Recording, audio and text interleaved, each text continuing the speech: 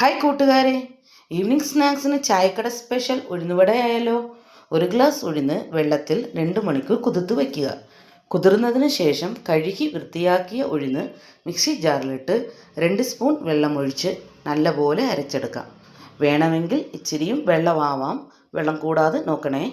ഉഴുന്ന് മാവിൽ ചതച്ച മുളക്, അരിഞ്ഞു വച്ചിരിക്കുന്ന ഉള്ളി, പച്ചമുളക്, കരിവേപ്പില, ഇഞ്ചി, ഉപ്പ് ചേർത്ത് നന്നായിട്ട് യോജിച്ച് കൊടുക്കണം. ചട്ടിയിൽ എണ്ണ ഒഴിച്ച് എണ്ണ ചൂടായതിന് ശേഷം നമുക്ക് ഓരോന്നായി മാവ് കയ്യിലെടുത്ത് കുഴിയിട്ട് എണ്ണയിൽ ഇടാം.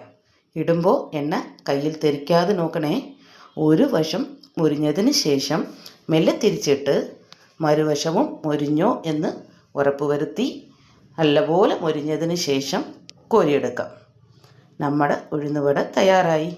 ഇഷ്ടമായെങ്കിൽ ഒരു ലൈക്കും ഒരു ഷെയറും സബ്സ്ക്രൈബും ചെയ്യാൻ മറക്കല്ലേ.